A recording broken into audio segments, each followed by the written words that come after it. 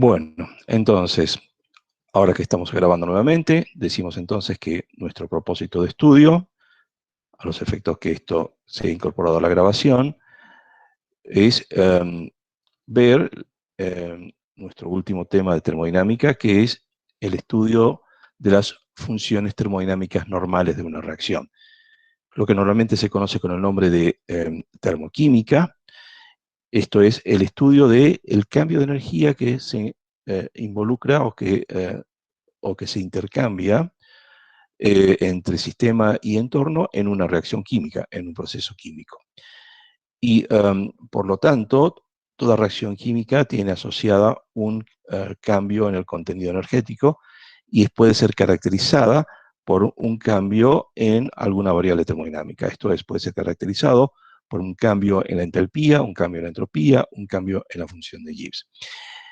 A los efectos de que podamos establecer una base para el estudio de esos cambios en las variables termodinámicas, lo que se recurre entonces es a la normalización de las condiciones en las cuales esa reacción química ocurre.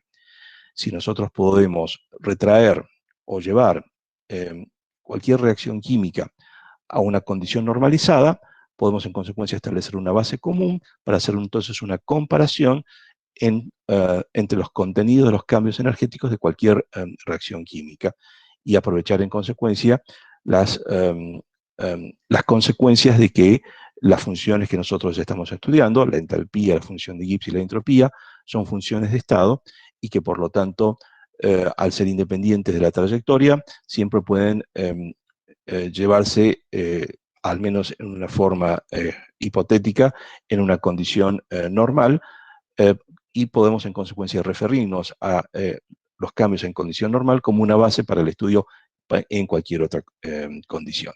De allí la importancia que tiene el estudio de las funciones termodinámicas en su condición normal.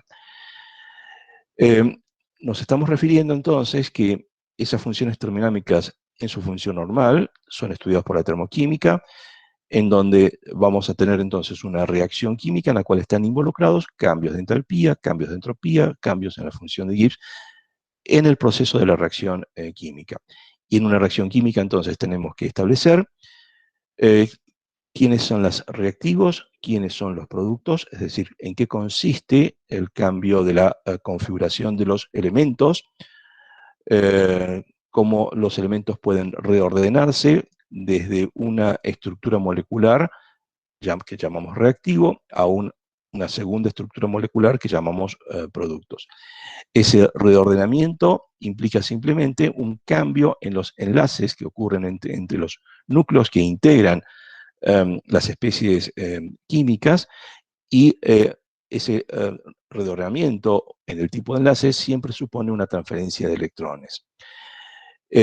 Lo que sí se mantiene en forma inalterada es la cantidad de elementos que intervienen, es decir, la cantidad de elementos que aparecen inicialmente antes de la reacción.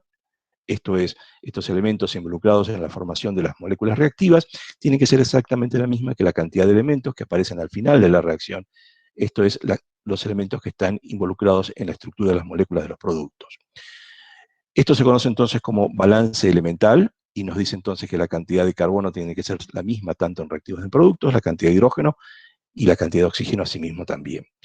Y esto conduce entonces a la necesidad de, al modificarse la estructura molecular, al modificarse los enlaces, la de disponer entonces de números, que nosotros llamamos números estequiométricos o coeficientes estequiométricos, que lo que hacen entonces es buscar la igualación en las cantidades de los elementos para que la cantidad de elementos totales se mantenga entonces constante.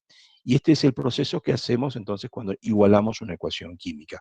Decidimos entonces que la cantidad de elementos en ambos lados de la reacción química, tal cual la planteamos en una ecuación química, tiene que ser exactamente la misma, y de allí entonces definimos las cantidades que tendrán que acompañar a cada una de las estructuras moleculares para mantener entonces el balance elemental. Entonces, en una ecuación química van a aparecer las estructuras moleculares iniciales, las estructuras moleculares finales, que pueden convivir o no con las estructuras moleculares iniciales, es decir, puede aparecer un fenómeno que llamamos de equilibrio químico, en donde aparecen tantos productos como reactivos en equilibrio, o pueden o podemos referirnos como una reacción totalmente irreversible hacia la conversión de los productos, y vamos a observar entonces la práctica desaparición de los reactivos y su práctica conversión en productos. En cualquiera sea esta la situación, esto es que convivan reactivos en productos o que se conviertan totalmente los reactivos en productos, debemos mantener siempre entonces el balance elemental. Entonces, en una ecuación química que interpreta una reacción química o un proceso químico, deberán aparecer entonces las estructuras moleculares iniciales, las estructuras moleculares finales, lo que llamamos reactivo, lo que llamamos producto, y deberán aparecer también esa ecuación química ajustada con el propósito de mantener el balance elemental. También es importante que en una ecuación termoquímica actual, cual lo estamos llamando, que también aparezca el valor de los cambios en las funciones termodinámicas que nos interesan, siempre especificando la temperatura a la cual esa magnitud es expresada. Ya vamos a ver por qué. Y también es muy importante que también aparezcan los estados de agregación en los cuales se encuentran los reactivos y productos, porque la información de las propiedades termodinámicas que van a aparecer en nuestra ecuación termoquímica dependen de esos estados de agregación. Entonces, la ecuación termoquímica nos permite establecer, en primer lugar, relaciones de energía en un proceso químico o en un proceso físico-químico. Nos permite también la termoquímica definir estados normalizados, es decir, estados predefinidos a los cuales nos estamos refiriendo a esos cambios en las funciones termodinámicas. Y por lo tanto, a partir de allí, permite construir y utilizar gráficas y tablas que están basados en esos estados normalizados. Y esa normalización nos sirve para el estudio de distintos procesos en distintas condiciones.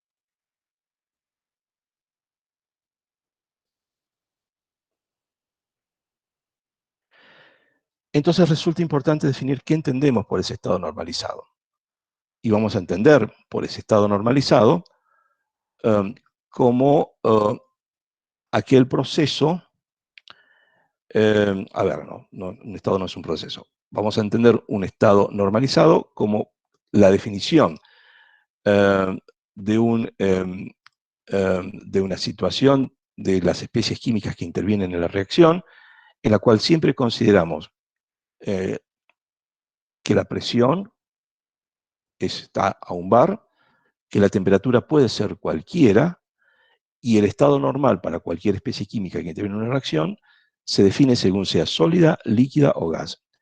Si se trata de un sólido o un líquido, vamos a entender que su estado normalizado es el de la especie química pura, siempre pura, a cualquier temperatura y a la presión de un bar.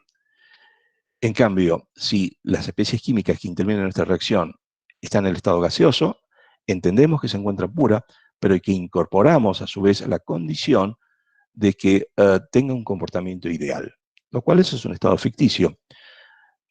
Siempre en la condición normalizada de temperatura de nuestro sistema, puede ser cualquier temperatura, pero la presión de un bar. El símbolo que nosotros colocamos encima de la presión, el supracero, está indicando entonces una condición normalizada a la presión de un bar.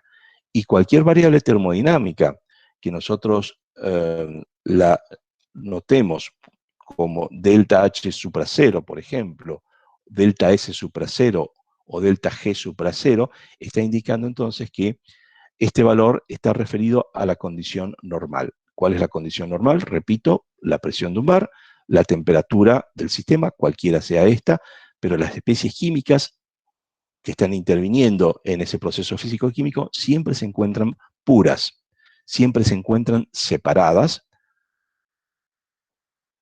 Si se trata de un sólido, de un líquido o de un gas. Y además, si se trata de un gas, ese gas tiene un comportamiento de gas ideal. ¿Se entiende hasta este momento? ¿Vamos bien? ¿Tenemos preguntas acá?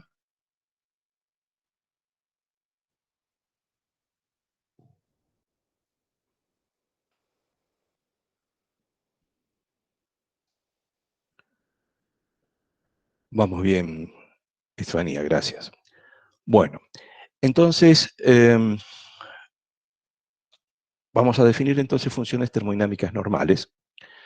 Las funciones termodinámicas normales Vamos a empezar definiendo la función termodinámica de entalpía, o el cambio entálpico normal de reacción, que a veces toda esa palabra se queda resumida como entalpía normal de reacción. Cuando entendemos como entalpía normal de reacción, en realidad estamos hablando del cambio de entalpía normal de la reacción. ¿Qué cambio? El cambio de los contenidos entálpicos de los reactivos, cómo cambian hacia los contenidos entálpicos de los productos. Pero ese cambio siempre está referido o es efectuado a la presión de un bar, a la temperatura del sistema, cualquiera sea esta, normalmente es 25 grados centígrados, la que está tabulada, pero esto no necesariamente tiene que ser así. Y las otras condiciones son que los reactivos están puros, separados, y debemos considerar sus estados de agregación.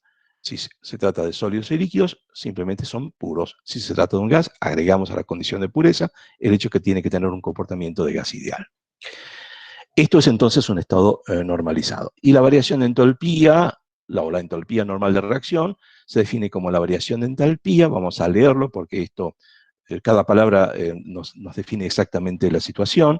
La entalpía normal de reacción, entonces, es la variación de entalpía cuando se transforman los números estequiométricos de moles de los reactivos puros y separados.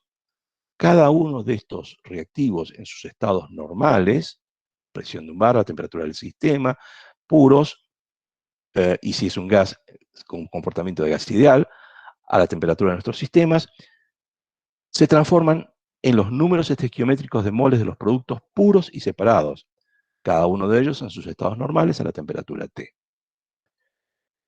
Variación de entalpía al transformarse los números estequiométricos de moles de los reactivos puros, separados, cada uno de ellos en sus estados normales, a la temperatura T, en los números estequiométricos de moles de productos puros separados. Transformación de reactivos puros y separados a productos puros y separados en una relación estequiométrica, es decir, que cumpla con el balance elemental. Y entendemos siempre entonces que reactivos y productos se encuentran en sus estados normales, tal cual lo estamos definiendo, a la temperatura de nuestro sistema. La entalpía normal de reacción también se conoce con el nombre de calor normal de reacción, y esto es válido únicamente si tenemos una reacción a presión constante. Hemos visto que en un sistema en donde tenemos la posibilidad de solamente efectuar trabajo P por B, podemos entonces asimilar el cambio entálpico que ocurre en cualquier proceso directamente a la cantidad de calor transferido a condición de presión constante. Por esa razón, si se cumplen las condiciones de que la presión es constante, el cambio de entalpía de una reacción es directamente el calor involucrado o transferido durante este proceso. Y el hecho de que agreguemos supracero, entonces, estamos diciendo que entendemos que ese proceso ocurre en la condición normal a presión de un bar. Ojo, esto no quiere decir que el proceso real, la reacción química real, la podemos efectuar a cualquier presión. De hecho, vamos a tener cualquier presión. Pero nuestros cálculos o nuestras referencias o nuestros cómputos de las funciones termodinámicas, a pesar de que sea a cualquier presión, siempre tenemos que llevarlo a la presión de un bar, a la temperatura de un sistema, a la condición de los reactivos y productos puros y separados, y si tenemos gases, siempre tenemos que corregir las mediciones que nosotros efectuamos hacia la condición de gas ideal. Esto es importante porque suele haber confusión de lo que realmente significa, por ejemplo, cambio de una función termodinámica normal o cambio entálpico de una función, cambio entálpico normal. Porque uno simplemente tiene una reacción que ocurre en una situación determinada a una temperatura que puede mantenerse isotérmica, pero la presión no necesariamente es un bar. Y los productos no necesariamente tienen que estar puros y separados, sino que van a estar mezclados luego de haber reaccionado. Y para que los reactivos puedan reaccionar no tenemos que mantenerlos puros y separados, sino tenemos que mezclarlos para posibilitar la reacción. Entonces, una definición de un estado normal es alejada a una situación experimental real. Sin embargo, esta definición bastante clara de que lo que entendemos por normal implica que cualquier experiencia que nosotros hiciéramos en un calorímetro, como el que ustedes están observando acá, tenga que ser llevado luego a las condiciones normales de un punto de vista de un cálculo. Es decir, los valores de los calores transferidos, por ejemplo, en esta reacción química que ustedes están observando en el calorímetro, esta cantidad de calor que es obtenida por consecuencia de la reacción química es transferida a el baño, el cual eleva su temperatura, como ustedes pueden observar. Esto nos va a permitir entonces determinar un cambio entálpico de la reacción. ¿Pero bajo qué condición? Obviamente vamos a tener que, si esto está combustionando, puede ser, por ejemplo, un hidrocarburo, como consecuencia de ello se forma dióxido de carbono y agua, por ejemplo, y la presión nunca va a ser la presión de un bar. Por lo tanto, la reacción realmente ocurre a presiones diferentes a un bar. Y los productos que se forman como consecuencia de la combustión son dióxido de carbono y agua, vapor de agua, que van a encontrarse mezclados una vez que ha ocurrido la reacción. Y que para poder proveer la reacción y que reaccione el hidrocarburo con el oxígeno, vamos a necesitar mezclar el hidrocarburo con el oxígeno. Entonces, el cambio entálpico que nosotros observamos acá, que va a estar determinado por la capacidad calorífica de nuestro calorímetro, por el delta T que ustedes están observando aquí, ese cambio entálpico no va a ser el cambio entálpico normal, puesto que no cumple con las condiciones. La presión es distinta a un bar, la temperatura del sistema no se ha mantenido constante, se ha incrementado en consecuencia de la temperatura. Los reactivos para poder efectuar la reacción tuvieron que mezclar, por lo tanto ya no están más puros y separados, y los productos, una vez obtenidos de la reacción, se encuentran obviamente mezclados, y por lo tanto tampoco se encuentran puros y separados. Por lo tanto, el cambio entálpico que nosotros podemos determinar en este, perdón, podamos determinar entonces en este calorímetro, no es directamente el cambio entálpico normal de la reacción, sino que tendremos que efectuar cálculos, cómputos para llevarlo a las condiciones normales, y ese es el valor informado en consecuencia en las tablas. ¿Se va entendiendo? ¿Se va comprendiendo?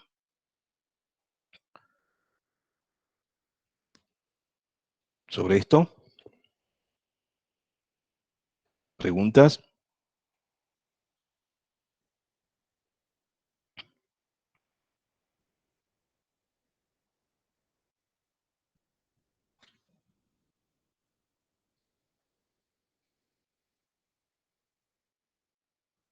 Bueno, no, aparentemente no hay preguntas hasta este momento. Bueno, algunos conceptos que siempre hemos manejado desde nuestros estudios de química elemental o química básica, es que cuando, como consecuencia de la reacción, transferimos calor hacia el entorno, entendemos entonces que el proceso es exotérmico, y cuando nosotros recibimos calor del entorno, entendemos entonces que es endotérmico. Y acá estoy observando un error en mi diapositiva. Un proceso exotérmico implica que el cambio entálpico es negativo, no positivo. Por favor, anoten este error, yo lo voy a corregir más adelante. Y un proceso endotérmico implica que el cambio entálpico es positivo, y acá está indicado como negativo.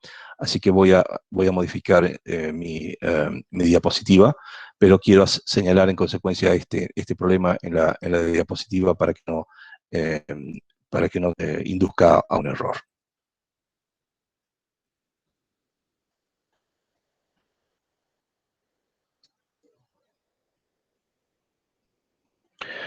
Bueno, lo que vamos a considerar entonces es una reacción general.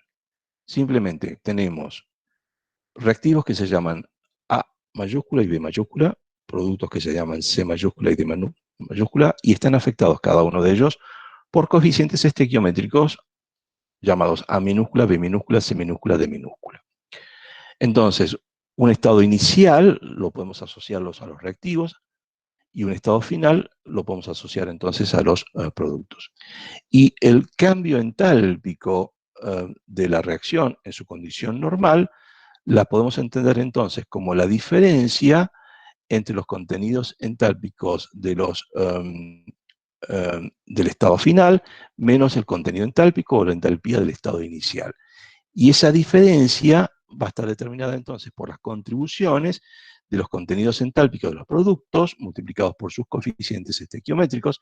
Recordemos que estos contenidos entálpicos o entalpías individuales de cada uno de los reactivos y productos es una entalpía por mol, tiene unidades de energía por mol, y están afectados por sus coeficientes estequiométricos al tener que cumplirse la cantidad de moléculas que se forman, o de especies químicas que se forman, para cumplir el balance elemental.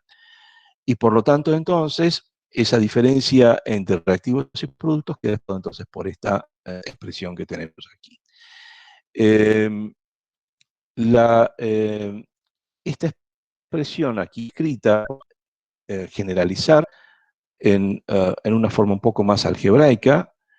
Toda ecuación química en realidad es una ecuación algebraica. Esto es un concepto que a veces nos cuesta aprender, porque estudiamos inicialmente, nuestros cursos iniciales son siempre química y matemáticas en forma paralela. Entonces, la química se nos es presentado en una forma, en la forma de una ecuación química, y la matemática también trabaja con ecuaciones, pero con ecuaciones matemáticas. Y entonces tendemos a separar los conceptos de ecuación química, que interpreta una reacción química, respecto a una ecuación matemática que simplemente establece una relación entre variables. Sin embargo, una ecuación química es una ecuación matemática, es decir, se trata entonces de una igualdad que debe en consecuencia cumplirse bajo ciertas condiciones, y por lo tanto entonces nosotros podemos expresar una ecuación química que interpreta una reacción química mediante una sumatoria del producto de los coeficientes estequiométricos multiplicados por la identidad de cada una de las especies que intervienen en la reacción, en donde vamos a interpretar que los coeficientes estequiométricos van a ser positivos si estamos hablando que las especies involucradas en esta ecuación algebraica o ecuación química son los productos, y van a ser negativos si entendemos que estas especies químicas que están involucrados en esta ecuación química o ecuación algebraica son los reactivos. Por lo tanto, entonces, si nosotros traducimos el cambio de la reacción como la diferencia entre los contenidos entálpicos de productos y reactivos afectados por sus respectivos coeficientes estequiométricos, la podemos entonces interpretar en forma general, en una forma más matemática, como la sumatoria extendida sobre todas las especies químicas del producto de los coeficientes estequiométricos de cada una de las especies químicas que intervienen en la reacción, multiplicados por los contenidos entálpicos o por la entalpía, medidas las condiciones normales y a la temperatura del sistema de cada una de las especies químicas que se encuentran allí interviniendo.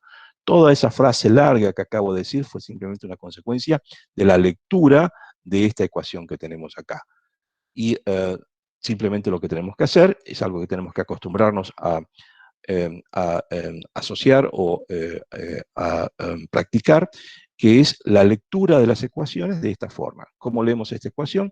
El cambio de entalpía en la condición normal a la temperatura del sistema es igual entonces a la sumatoria extendida sobre todas las especies químicas del producto de los coeficientes estequiométricos de cada una de esas especies químicas multiplicados por los contenidos entálpicos o las entalpías individuales a esa misma temperatura del sistema de cada una de las especies químicas medidas en su condición normal. Lo dije de una forma diferente porque estaba leyendo de una forma diferente esta ecuación. Siempre esperamos en el curso de físico-química que aprendamos a leer ecuaciones. Aprender a leer ecuaciones significa aprender a dar un significado a lo que aquí dice, y por lo tanto poder interpretar cuál es la utilidad que puede tener en consecuencia esa ecuación.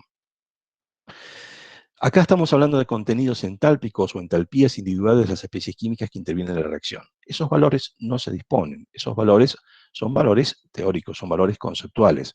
No es posible establecer valores absolutos de entalpías de especies químicas en cualquier condición de temperatura y de presión, menos a la presión de un bar. Solamente es posible hacer mediciones de cambios en las funciones termodinámicas. Podemos medir solamente cambios en la energía interna, cambios en la entalpía, cambios en la función de Gibbs. Únicamente la entropía puede determinarse mediante valores absolutos, y la otra variable termodinámica que tiene valores absolutos es el volumen. El volumen siempre puede ser referido como el producto de tres longitudes, y por lo tanto es un concepto absoluto que podemos interpretar bastante bien. La entropía es un poco más difícil de determinar, pero recurriendo al segundo principio y recurriendo al tercer principio, es posible en consecuencia establecer valores de entropías absolutas. Pero para el resto de las funciones termodinámicas, la energía interna, la entropía y la función de Gibbs, solamente podemos determinar cambios y por lo tanto no es posible la asignación o el cálculo o la determinación de valores absolutos de energía interna, de entalpía y de función de Gibbs. Siempre estamos refiriendo entonces a cambios. Esto es algo importante que tenemos que entender. Bueno, el hecho de que estamos hablando de condiciones normalizadas nos indica entonces que tenemos que indicar muy claramente cuál es la reacción química que estamos hablando y cuál es la ecuación química que la interpreta. Fíjense aquí que acá tenemos hablando de la reacción química de combustión del hidrógeno para dar agua. Pero esa es la reacción química. Pero la ecuación química que la interpreta la podemos describir de dos formas diferentes. En el primer caso nos dice que dos moléculas o 2 moles de hidrógeno en estado gaseoso reaccionan con una molécula o un mol de oxígeno en estado gaseoso para dar 2 moles de agua en el estado gaseoso. Y otra forma de describir la misma reacción química mediante una ecuación química es decir que solamente un mol o una molécula de hidrógeno que reacciona con medio mol de oxígeno, no tiene sentido hablar de media molécula, pero sí de medio mol, el estado gaseoso nos da entonces un mol de agua en estado gaseoso. La misma reacción química tiene dos ecuaciones químicas que la interpretan con coeficientes estequiométricos diferentes. Los cambios entálpicos asociados también son diferentes. Fíjense entonces que en el caso que hablamos que se forman 2 moles de agua, su valor vale menos 572 kJ por mol. En cambio, cuando hablamos solamente de la formación de un mol de agua, vale menos 298 kJ por mol. El cambio entálpico para estas dos ecuaciones químicas, hablando de la misma reacción química. Por lo tanto, tenemos que ser muy cuidadosos respecto a cuando obtenemos un valor de cambio entálpico normalizado a una determinada temperatura, ver a qué ecuación química se refiere la misma reacción química que estamos hablando. Entonces aquí estoy diferenciando los términos o los conceptos de reacción química y la ecuación química que la interpreta. La reacción química es la misma, combustión de hidrógeno para dar agua, pero la ecuación química que la interpreta es diferente, puesto que estamos involucrando números o coeficientes estequiométricos diferentes para efectuar el balance elemental. Y por lo tanto, las funciones termodinámicas que se encuentran asociadas a esas ecuaciones químicas, que se encuentran definidas por estas expresiones que tenemos acá, tienen distintas magnitudes. Suele ser una fuente de confusión que significa decir tantas calorías o kilojoule por mol. ¿A qué mol nos estamos refiriendo? En realidad, al mol que nos estamos refiriendo se refiere a una cantidad que vamos a estudiar más adelante, que se conoce con el nombre de avance de reacción, que es una cantidad de moles o un concepto de mol que es común para todas las especies químicas y que facilita bastante el entendimiento de la forma en que van modificándose los reactivos hacia productos. Mientras no veamos ese concepto, la recomendación que vamos a hacer es que siempre escribamos una ecuación termoquímica, ya no una ecuación química, sino una ecuación termoquímica, de modo tal de que el coeficiente estequiométrico del producto sea 1, total que lo hagamos por mol de producto. De esa forma vamos a tener entonces el valor correcto de tablas en el cual podemos extraer cuánto vale el cambio entálpico de la reacción. Y la segunda recomendación que hacemos es que las ecuaciones termoquímicas siempre incluyan los estados de agregación. Los estados de agregación son importantes en una ecuación termoquímica, puesto que no es lo mismo decir que obtenemos agua en estado gaseoso o agua en estado líquido. ¿Por qué no es lo mismo? Porque en el estado gaseoso tenemos un contenido entálpico diferente que en el estado líquido para el agua. Hay un cambio de entalpía para pasar de gas a líquido o de líquido a gas, y por lo tanto debe ser ese cambio de entalpía considerado en el cambio de entalpía de la reacción en su condición normal, y de allí entonces que el número no sea exactamente el mismo si acá ponemos líquido o ponemos gas. Todos nosotros, yo me incluyo, tendemos a olvidarnos de colocarnos los estados de agregación. Y es una buena costumbre advertir sobre la necesidad, sobre todo cuando estamos escribiendo una ecuación termoquímica o estamos haciendo uso de conceptos de termoquímica, escribir los estados de agregación. Así que, por favor, yo les pido que me recuerden a mí cada vez que olvido los estados de agregación, porque yo soy uno de los primeros que me olvido de colocar los estados de agregación, incluso cuando estamos hablando de ecuaciones termoquímicas, y si me lo recuerdan a mí, también lo van a recordar ustedes, que es importante entonces mantenerlo. ¿Vamos bien hasta acá? ¿Se entiende?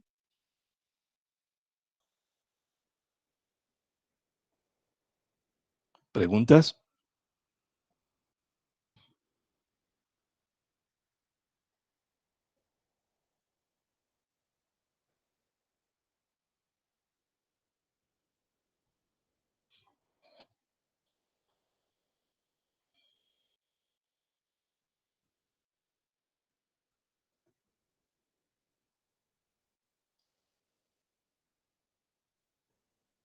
Bueno, muy bien, Marcelo, muchas gracias. Vamos bien. Bueno, por favor no duden en interrumpir si es que algo no quedó entendido.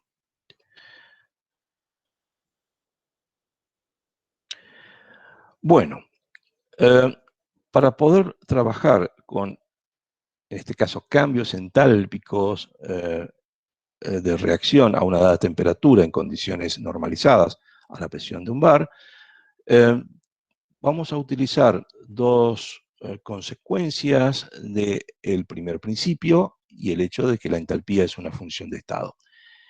Estas dos son la ley de Lavoisier-Laplace y la ley de Hess. Ambas son simplemente expresiones del primer principio de la termodinámica, o simplemente expresiones de que la entalpía es una función de estado, pero se encuentran enunciadas de una forma diferente, quizás por una cuestión histórica simplemente.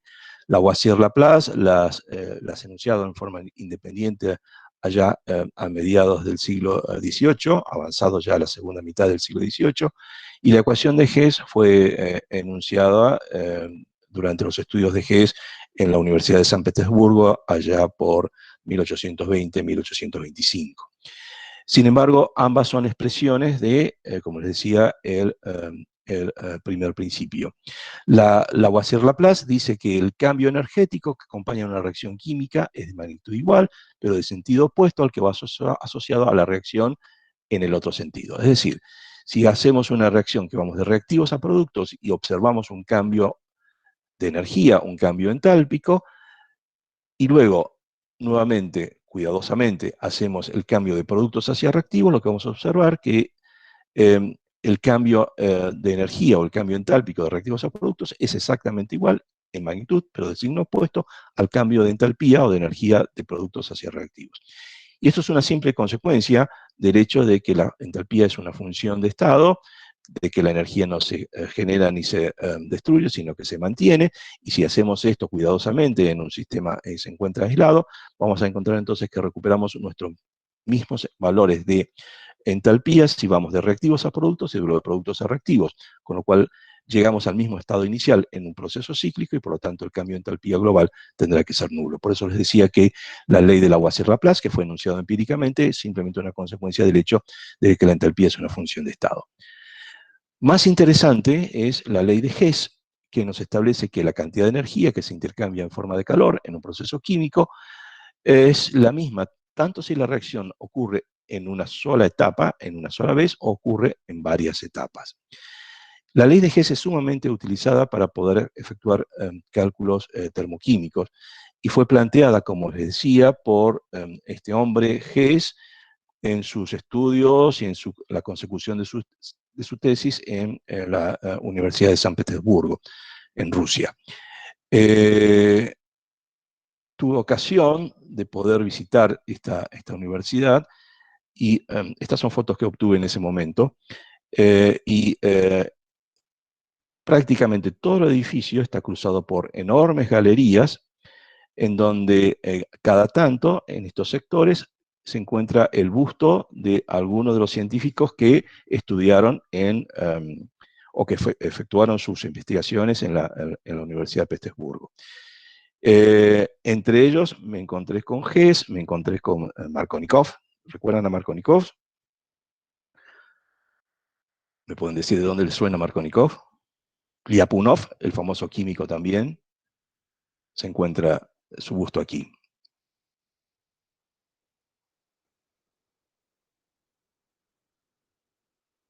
¿No lo recuerdan Markovnikov? Nos quedamos con Hess entonces. A ver si alguien lo recuerda.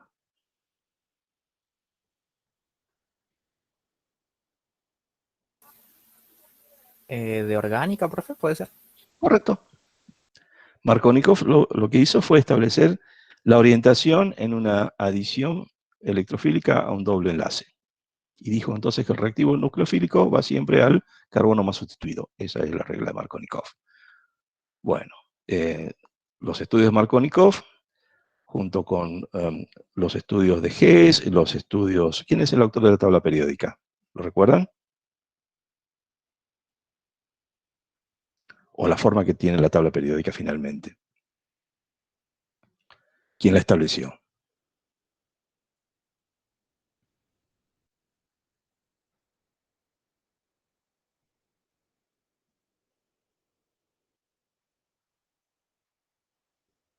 Mendeleev, exactamente. Correcto, Marcelo. Bueno, el busto de Mendeleev, no se lo ve acá en esta foto, hay otras también que tengo, está justamente aquí, en la puerta de entrada de la universidad. Es bastante, para quien estudió química es bastante emocionante visitar esta universidad porque encuentra a todos los personajes que en algún momento nos enseñaron en los textos o en las aulas. Bueno, muy bien. Tenemos entonces que de estas dos leyes, la de Lavoisier-Laplace y la de Hess, son consecuencias del primer principio, la entalpía es una función de estado y por lo tanto puede justificarse estas dos leyes a partir del hecho de que la entalpía es una función de estado. Es interesante sobre todo la ley de Hess, porque nos permite relacionar entre sí dos estados, por ejemplo, un estado de reactivos A relacionados con un estado de productos B a través de un cambio entálpico que llamamos simplemente cambio entálpico de un proceso 3. La ley de Hess nos permite entonces descomponer esta reacción química o la interpretación a través de su ecuación química en otras ecuaciones químicas que nos permita primero transformar los reactivos las especies químicas A en una C, y luego esa C transformarlas en una B, cada una de ellas asociadas a un cambio entálpico de reacción. Entonces, si la transformación de A a C conduce, luego de la transformación de C a B, al mismo estado B final respecto al estado inicial de A, podemos establecer la relación de que el cambio entálpico de A hacia B es la suma de los cambios entálpicos de A hacia C y de C hacia B. Esto resulta simplemente como consecuencia del hecho de que la entalpía es una función de estado, así que no importa la trayectoria que hayamos hecho para ir de A a B, si fue directa a través del cambio entálpico del TH3, o si fue indirecta por otra trayectoria que pasó por C para luego nuevamente llegar a B. Es una función de estado y por lo tanto para para el conocimiento actual que nosotros tenemos de la termodinámica, resulta hasta casi obvio lo que estamos diciendo, pero bueno, la ley de Hess fue en realidad determinada en forma experimental, en forma empírica, por Hess, y por lo tanto no era demasiado obvio en ese momento, pero funcionaba muy bien y sirvió para hacer muchos cálculos termoquímicos. Por ejemplo, podríamos entonces entender esta ecuación termoquímica en donde tenemos carbono sólido que combustiona con medio mol de oxígeno para dar monóxido de carbono. Una determinación experimental podría determinar, por ejemplo, mediante un calorímetro del tipo que nosotros habíamos visto hace un ratito, que su cambio de entalpía medido en condición normal a la temperatura del sistema, vuelvo a repetir esto, condición normal es a una condición de la presión de un bar, los reactivos puros y separados, los gases con comportamiento de gas ideal, no me voy a cansar de repetir esta situación para que nos quede bien establecido qué significa el supracero, significa mucho más que la presión lumbar eso, como ustedes pueden apreciar. Entonces, estamos diciendo que si nosotros medimos ese cambio entálpico en condición normal, encontraremos que vale menos 110,5 kilojoules. Sin embargo, nosotros podemos efectuar este camino de ir desde de carbono hacia monóxido. Podríamos, por ejemplo, hacer otra trayectoria que es de carbono al dióxido y medir también su cambio entálpico. También podríamos ir de monóxido hacia dióxido por una nueva combustión y medir su cambio entálpico. Vamos a encontrar entonces que el cambio de carbono más medio oxígeno para ir hacia monóxido resulta de la cuenta algebraica de ir de carbono hacia dióxido de carbono, más cambiado de signo, ir desde dióxido de carbono a medio mol de oxígeno y monóxido. Por eso digo, esto más la primera ecuación, más cambiado de signo. ¿Por qué cambio de signo? Porque estoy modificando el sentido de la reacción, aplico la Lavoisier-Laplace en este caso, que si ir de monóxido a dióxido se desprenden menos 283 kilojoules, ir de dióxido hacia monóxido van a consumir, con signo positivo en consecuencia, una reacción endotérmica más 283 kilojoules. De allí entonces que la suma de este más este valor va a darnos nuevamente los 110,5 que podemos observar en nuestra ecuación química superior, que simplemente si nosotros sumamos carbono más oxígeno para dióxido y le sumamos la ecuación química inferior dada vuelta, es decir, transformado productos en reactivos, vamos a observar entonces que se eliminan los dióxidos de carbono y podemos entonces realmente llegar a establecer la formación del monóxido a partir simplemente de esta semisuma. ¿Sí? ¿Se ve? ¿Se ve esta aplicación?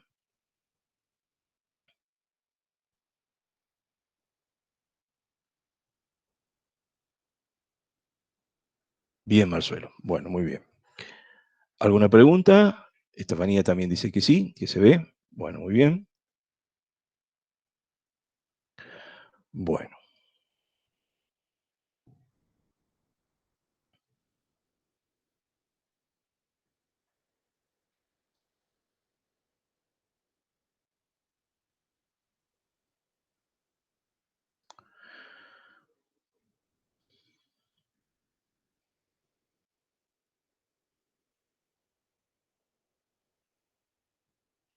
Si me preguntan, no me gustó Rusia.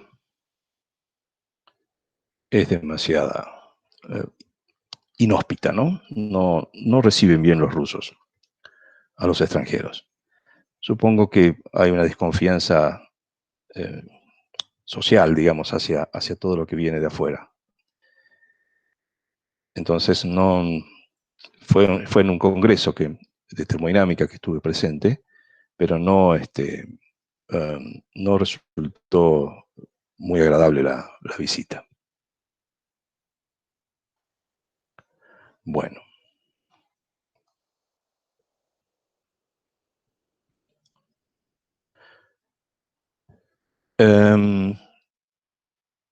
Bien. Bueno. Asociado al concepto de cambio entálpico normal de la reacción, está el concepto de el cambio entálpico normal de formación.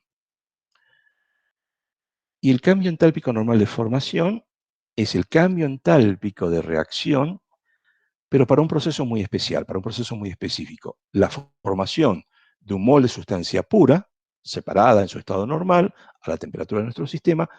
Lo importante aquí es a partir de los elementos que conforman esa sustancia pura, separados por supuesto esos elementos en sus estados normales a la temperatura del sistema.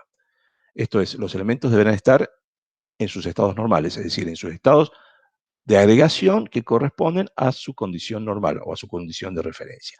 Esto es lo que se conoce entonces con el nombre de cambio entálpico de formación a la presión de un bar y a la temperatura de nuestro sistema. Yo siempre digo temperatura del sistema y no digo 25 grados, ni 298 Kelvin, ni 0 grados, ni 273 Kelvin, porque la condición normal puede ser cualquier temperatura. Este es un concepto importante que tenemos también que asimilar. Puede ser cualquier temperatura. El tema es que la información tabular que contamos, la información gráfica que contamos, la base de datos que contamos en definitiva, está en su gran mayoría ya llevada a 25 grados centígrados, que es la presión ambiental normalizada también. Hoy no hace 25 grados centígrados. Entonces, de allí que suele asociarse que esta T sea de 25 grados y en su 99% es 25 grados. Pero el concepto sigue siendo que el estado normal y el cambio entálpico normal puede ser a cualquier temperatura. Entendemos el estado de referencia de un elemento a esa temperatura es el estado de agregación de la forma más estable en que se encuentra ese elemento a la presión y a la temperatura de nuestro sistema. Por ejemplo, si nosotros tenemos bromo como elemento que va a intervenir en nuestra reacción, su estado de agregación a una temperatura menor a 331 Kelvin y a la presión de un bar es la de un líquido. Y a una temperatura mayor a 331 Kelvin es la de un gas. Entonces, los cambios entálpicos normales de formación que involucren al bromo deberán tener en cuenta el estado de agregación al cual se encuentra. A temperaturas por debajo de 331, formar bromo líquido vale 0, pero a temperaturas mayores de 331 nos estamos refiriendo entonces a un gas. De allí entonces que es importante poner en nuestra reacción química el estado de agregación, si es líquido o si es gas, y la temperatura a la cual corresponde, aunque a veces nosotros simplemente obviamos y decir, es siempre 25, no es cierto, no es siempre 25, porque si estamos a una temperatura superior a la temperatura de transición de fase, vamos a tener entonces distintas condiciones normalizadas para esa misma especie química. Bueno, entonces, ¿cómo efectuamos un cálculo de un cambio entálpico normal de formación? Por ejemplo, supongamos que queremos evaluar el cambio entálpico normal de formación de esta especie química acá. ¿Logran reconocer qué especie química es? Esta que tenemos acá, el producto.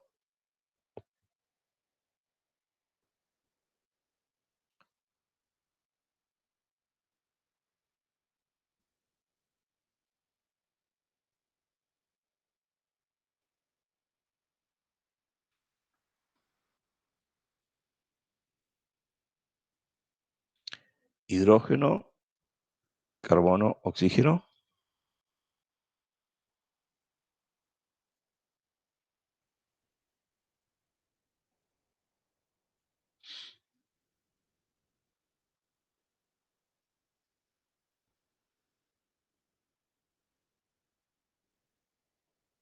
Tal vez escribo así.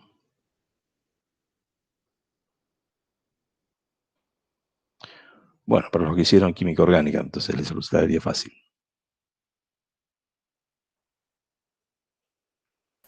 Metanol, profe. Metanal. Metanal o formaldehído.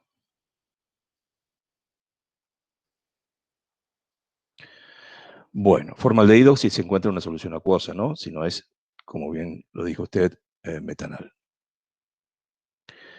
Bueno, queremos formar entonces metanal. Para formar metanal tenemos que partir entonces de sus elementos en sus estados de agregación que corresponden a la temperatura de nuestro sistema en su forma más estable. Entonces, si estamos suponiendo, por ejemplo, que la La temperatura a la cual hemos normalizado es a 25 grados centígrados. El estado de agregación de uno de sus elementos, el carbono, corresponde al estado de grafito. El otro elemento que está interviniendo es el hidrógeno. Su estado de agregación como especie química para formar entonces el metanal es la molécula de hidrógeno, que deberá encontrarse entonces como gas ideal a la temperatura de nuestro sistema, 25 grados centígrados, en todo caso, y a la presión de un bar.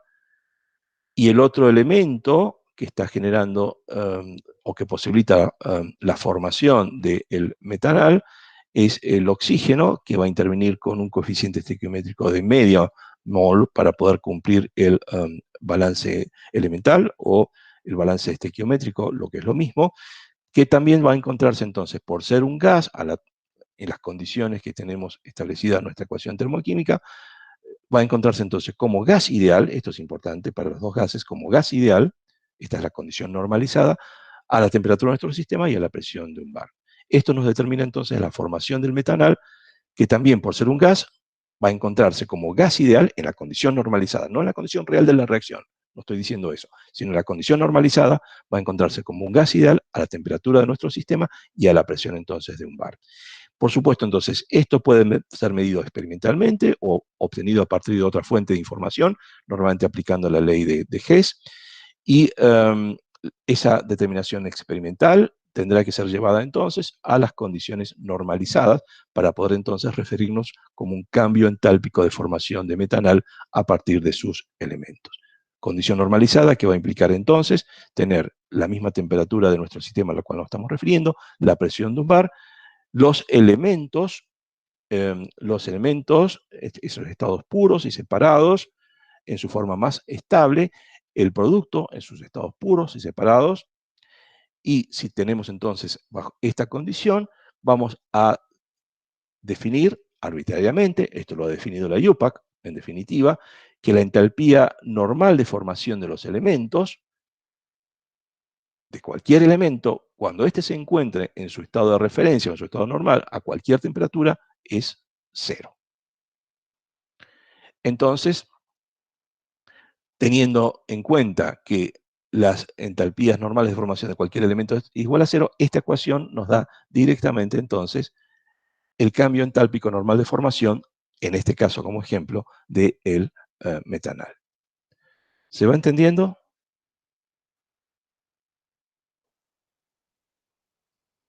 ¿Preguntas?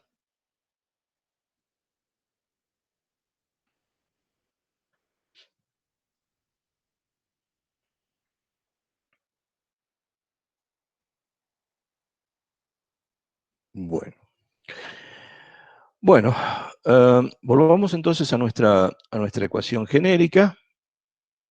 Nuestra ecuación genérica, ciertos reactivos que se transforman en ciertos productos.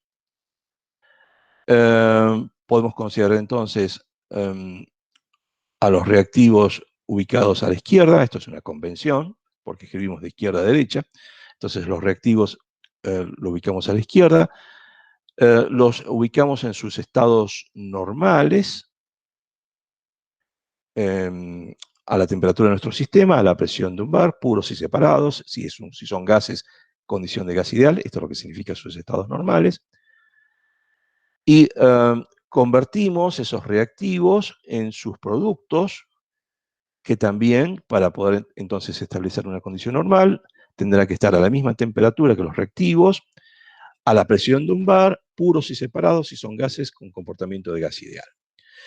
Esto constituye el cambio de entalpía de productos hacia reactivos como el cambio de entalpía normal a una determinada temperatura. Siempre por la ley de Hess, entonces, podemos llevar los reactivos a formarse a partir de sus elementos, o lo que es lo mismo, transformar los reactivos en sus elementos cambiando de signo utilizando la ley del Lavoisier-Laplace. Entonces, una trayectoria para pasar de reactivos hacia productos podría ser entonces, en lugar de hacerlo en forma directa, transformar los reactivos en los elementos que los constituyen, con lo cual aquí vamos a tener un delta H normal de formación de signo cambiado de los reactivos. ¿Por qué signo cambiado? Porque la trayectoria nos dicen que va de reactivos hacia elementos que lo constituyen, y no de elementos que los constituyen hacia reactivos. Por lo tanto, acá tenemos un delta H normal de formación de los reactivos con signo cambiado, y acá tenemos un delta H normal de formación de los productos, puesto que los mismos elementos se mantienen. Estos mismos elementos entonces permiten generar los productos, y acá vamos a tener entonces un delta H de formación de los productos. Si aplicamos entonces ley de Hess, que nos dice que independientemente de la trayectoria, el cambio de reactivos de productos tiene que tener el mismo valor de delta H normal.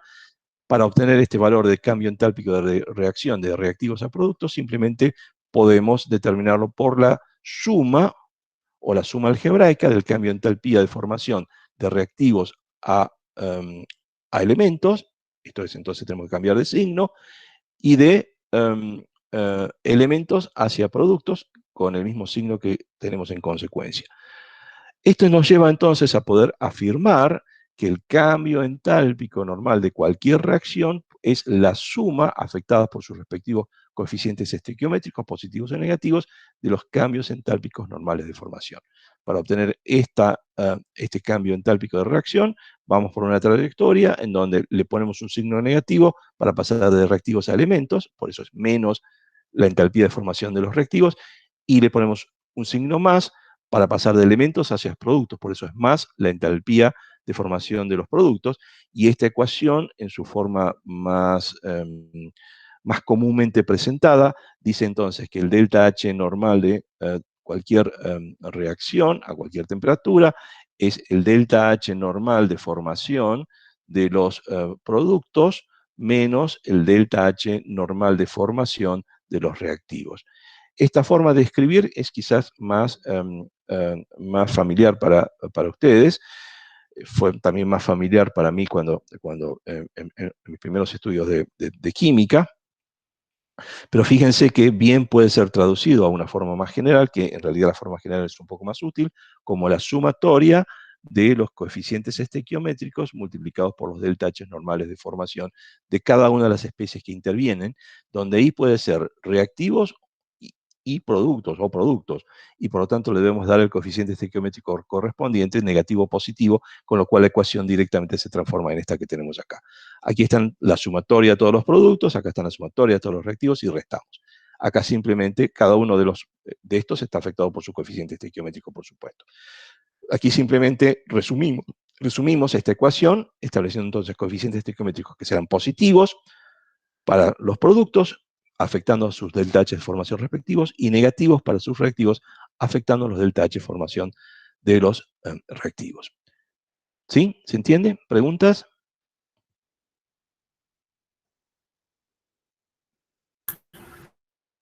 Profe, Sí, Natalie me parece. Estefanía. Ah, Estefanía, perdón. No estoy viendo quién habla, sí. La escucho, Estefanía. A ver, la entalpía que se le asigna, el valor de la entalpía que le asigna a los reactivos y los productos va a depender de la masa de cada uno de ellos. Pregunto por el tema de los coeficientes que teníamos en una reacción, y eran diferentes las entalpías finales que veíamos a los costados de cada reacción. Bien. Es decir, nos estamos refiriendo acá, seguramente, al ejemplo que presentamos, me parece que un poco antes. No, a ver dónde está.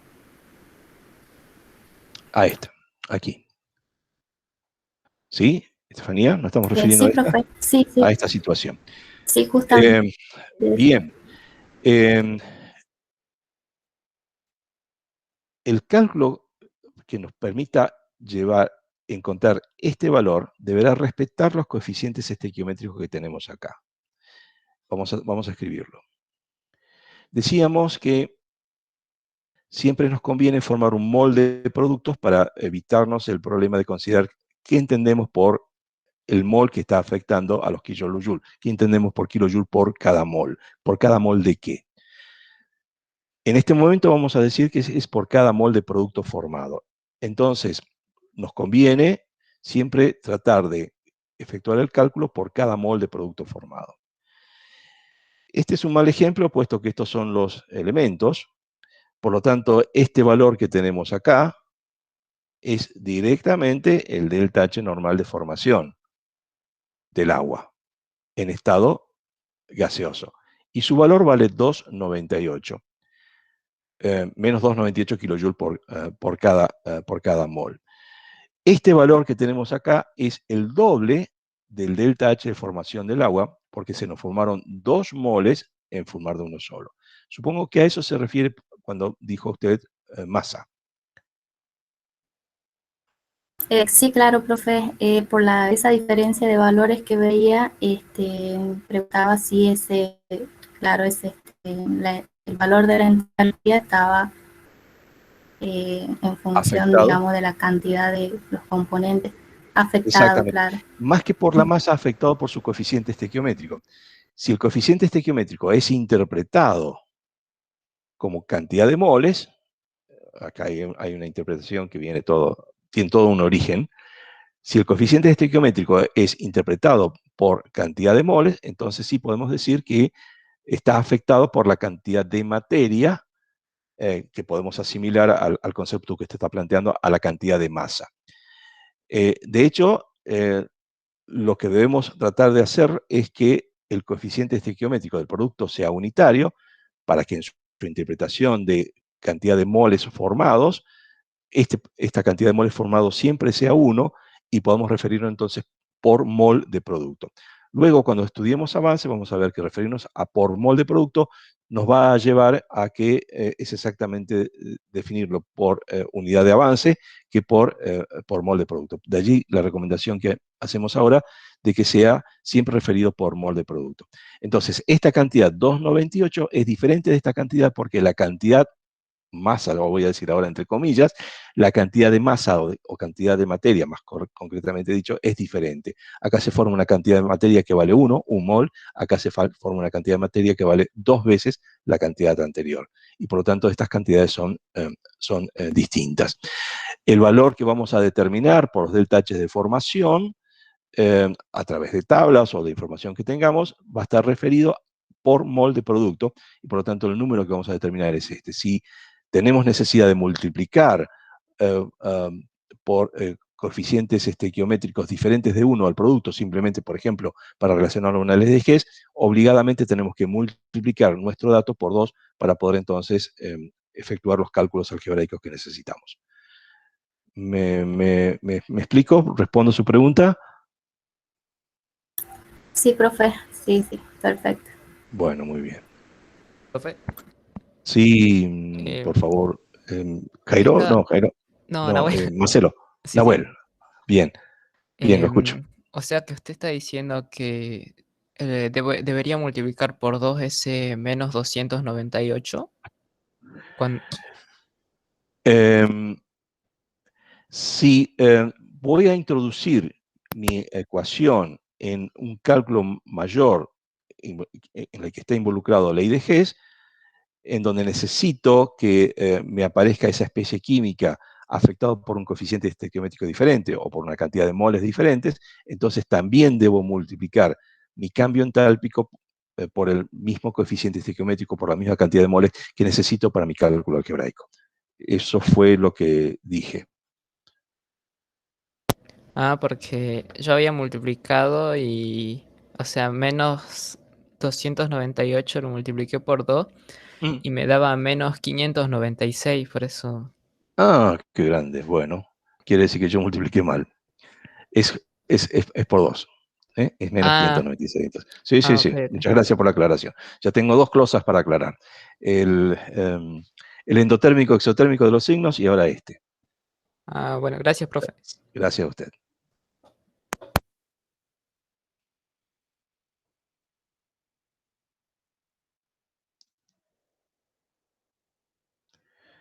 Bueno.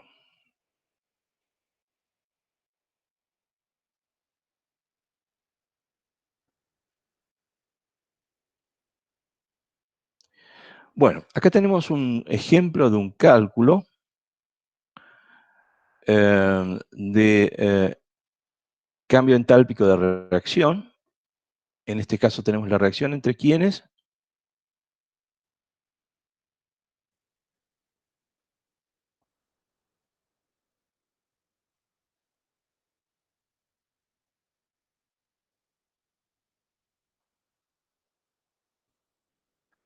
Tendremos entre esta especie química, que me gustaría, si es posible, la reconozcan. ¿Sería entre oxígeno y butano? ¿Puede Y ser? butano, correcto, sí. Es la reacción del gas de garrafa, en general, podemos decir así. La reacción de combustión que obtendríamos al combustionar el gas contenido en una garrafa. Butano, entonces, con oxígeno nos da entonces agua más dióxido de carbono. La necesidad de mantener entonces un balance elemental nos lleva entonces a disponer los coeficientes estequiométricos que luego son interpretados como cantidad de moles o moléculas que necesitamos para que ocurra la reacción. Son las que necesitamos para mantener el balance elemental, obviamente. Entonces, de allí resulta la igualación de esta ecuación. De allí resulta entonces que podemos obtener los coeficientes estequiométricos y lo vamos a afectar entonces con nuestros cálculos de cambio entálpico de reacción basados en información sobre cambios entálpicos de formación, lo vamos a afectar entonces por estos coeficientes estequiométricos. Entonces vemos que en productos el agua tiene un coeficiente estequiométrico de 5 o 5 moles, por lo tanto multiplicamos por 5 el cambio entálpico de formación del agua líquida, porque esto está en condición líquida. También forma parte de los productos dióxido de carbono, que está afectado por 4 moles, o 4 como coeficiente estequiométrico. Multiplicamos entonces por 4 el cambio entálpico de formación del dióxido de carbono gas. Este estado normal, repito, es puro, separado, comportamiento de gas ideal a la presión de un bar y a la temperatura de nuestro sistema al cual estamos refiriendo. Si esto es información a 25 grados centígrados, la temperatura entonces será a 25 grados centígrados. A estas sumas que está acá, le restamos. ¿Por qué restamos? Porque los coeficientes estequiométricos son negativos. El valor de -1 del butano, gas, del valor por -1, decía, del cambio entálpico de formación del butano. Y también le restamos, afectados por el coeficiente estequiométrico del oxígeno, el cambio entálpico de formación del oxígeno gas puro, separado y en la condición de gas ideal. Entonces, el reemplazo de los valores, 5 por 2, 85,83, déjenme hacer una verificación. El cambio entálpico de formación del agua líquida es menos 285,83. Y déjenme ver una comprobación que tenemos acá, hacer una comprobación que tenemos acá. El cambio entálpico de formación del agua gaseosa es menos 298. Menos 298 para formar gas, menos 298 para formar gas, y menos 285 para formar líquido. Es decir, que se desprende menos calor para formar líquido que para formar gas. Menos 298 en un caso, y un valor menos negativo para formar líquido. ¿Por qué? ¿Qué es esa diferencia entre 298 y 285? Casi 298, 5, 13 kilojoules.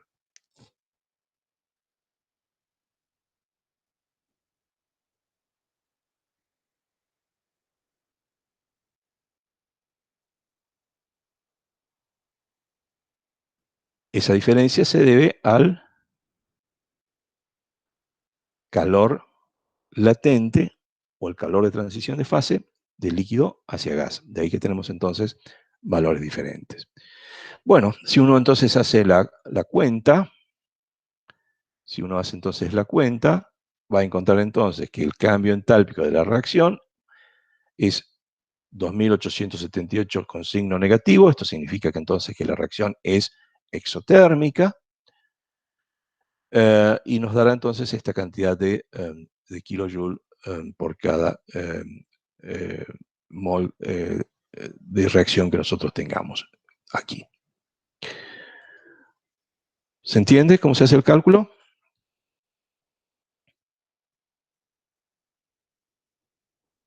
Sí, bro. Bueno.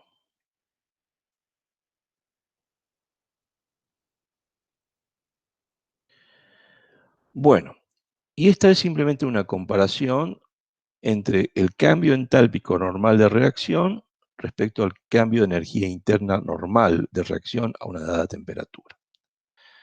¿Hay diferencia entre esos valores? Bueno, la respuesta depende de cuáles son los estados de agregación que nosotros estamos considerando.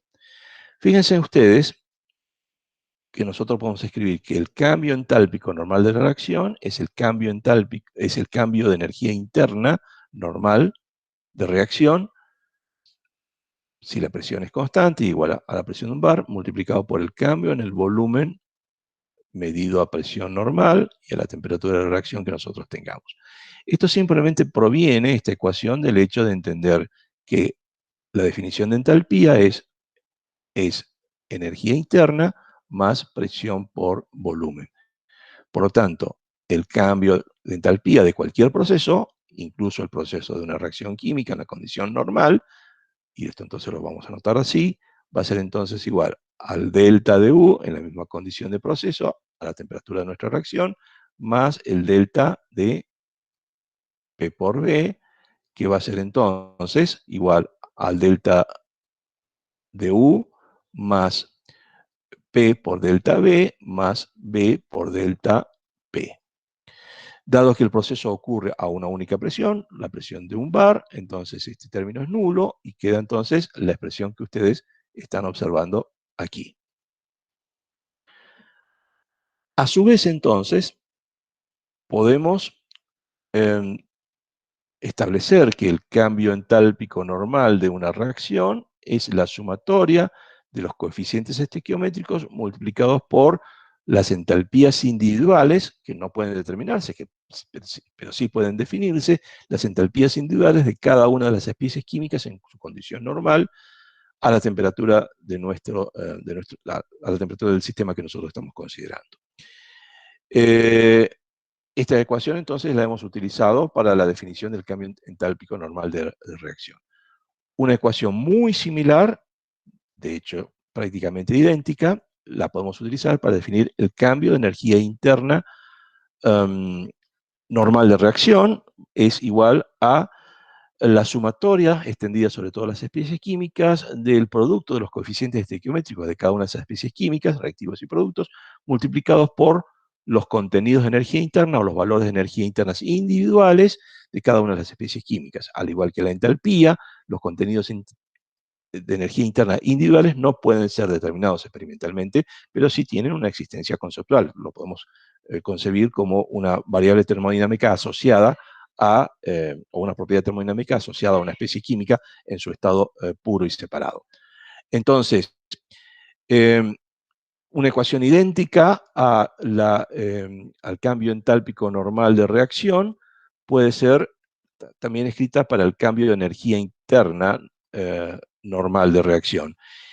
Y el cambio de volumen a la presión de un bar y a la temperatura del sistema también puede ser establecida por analogía, como la sumatoria, extendida sobre todas las especies químicas, del producto de los coeficientes estequiométricos multiplicados por los volúmenes molares asociados a cada una de las especies químicas, medidos en su condición normal y a la temperatura que estamos considerando del sistema, normalmente 25 grados centígrados. ¿Están claras entonces estas expresiones? Que son en realidad definiciones.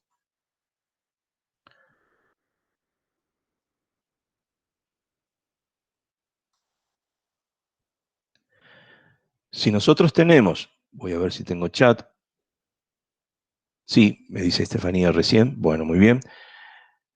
Si nosotros tenemos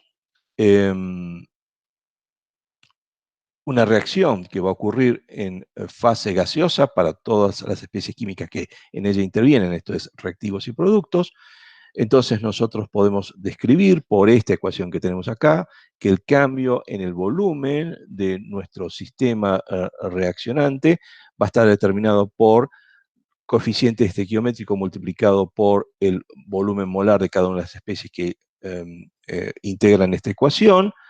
Y por lo tanto, aquí veo, bueno, ya voy a ver después que le está faltando el valor de A acá, probablemente está tapado por este, bueno, ya lo verifico. Estaría determinado entonces por esta reacción. Ah, perdón, ya acá hay algo que me estoy fijando recién.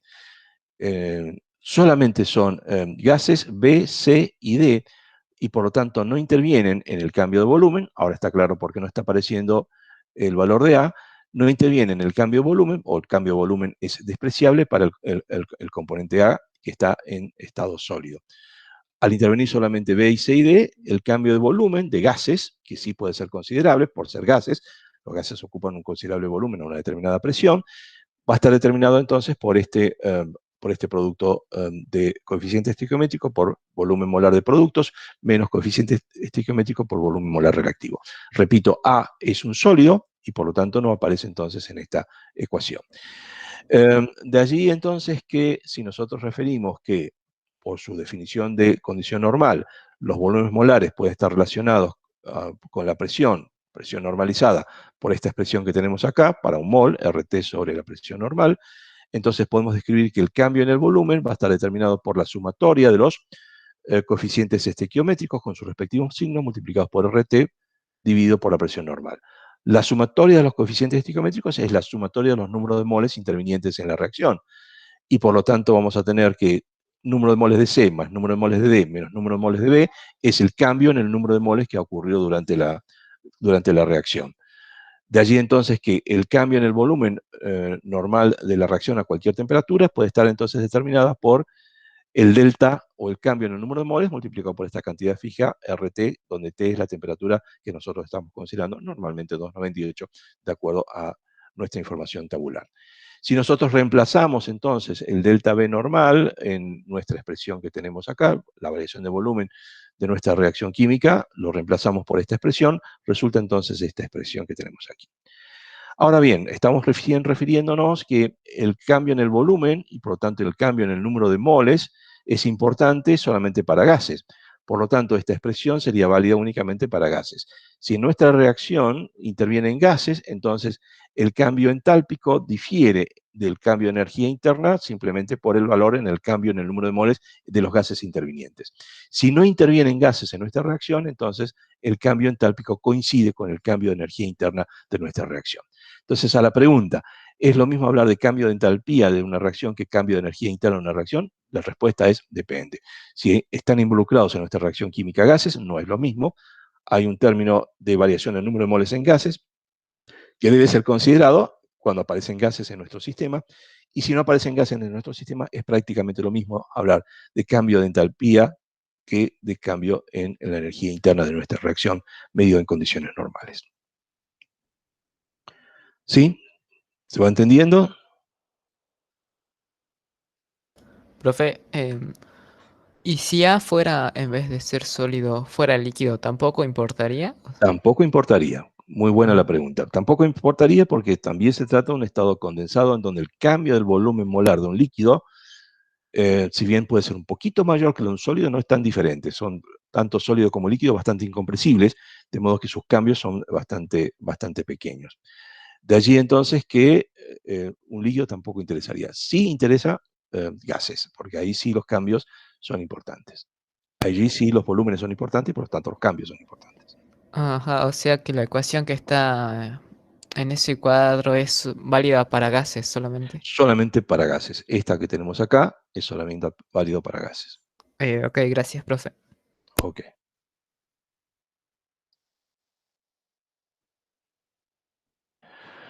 Bueno, hasta este momento entonces hemos hablado de cambios entálpicos normales de reacción a una dada temperatura. Y dijimos que en general la temperatura que vamos a hablar es de 25 grados centígrados.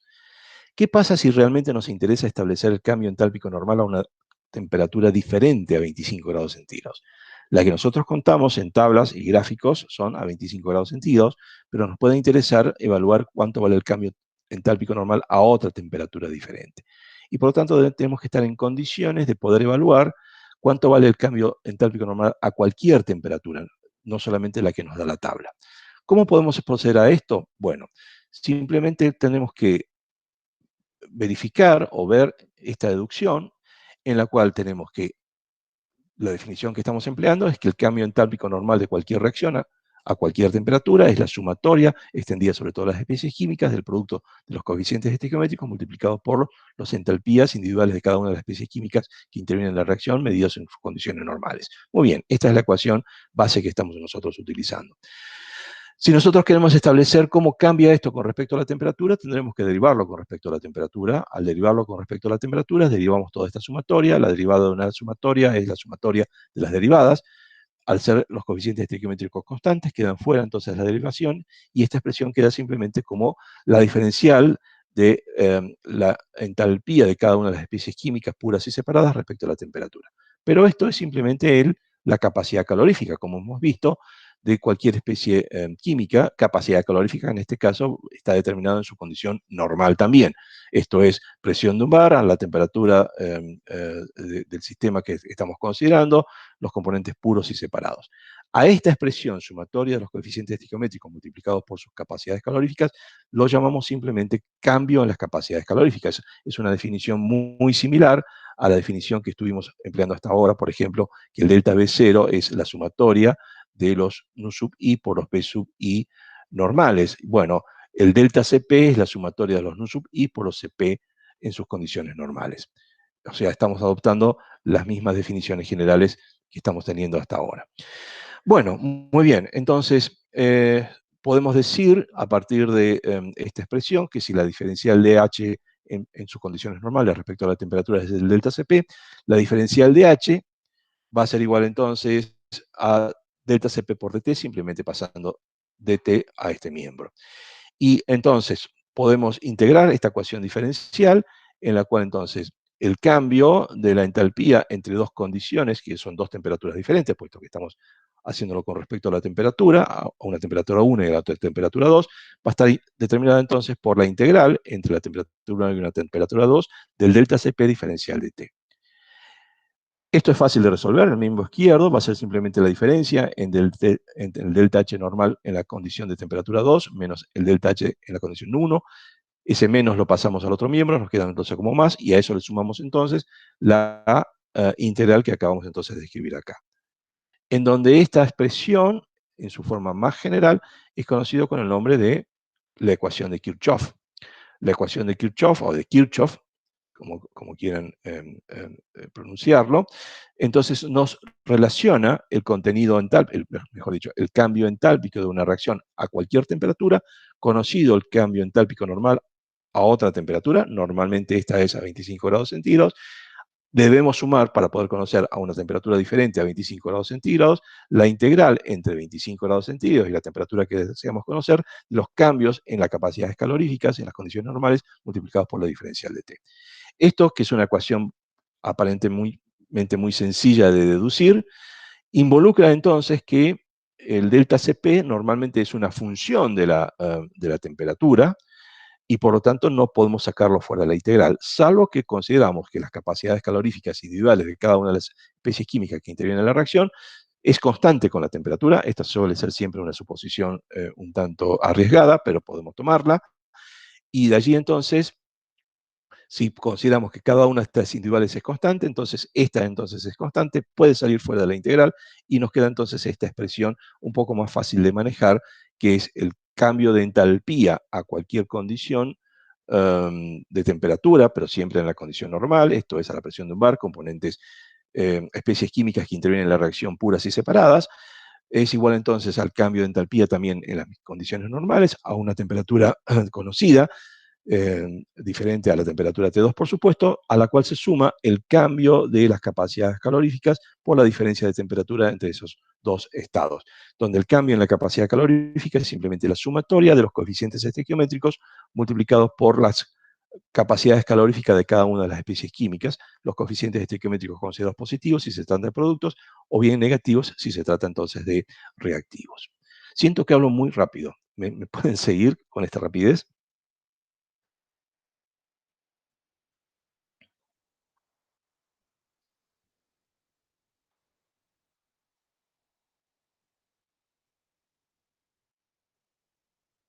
No. Mejor hablen un poco más lento.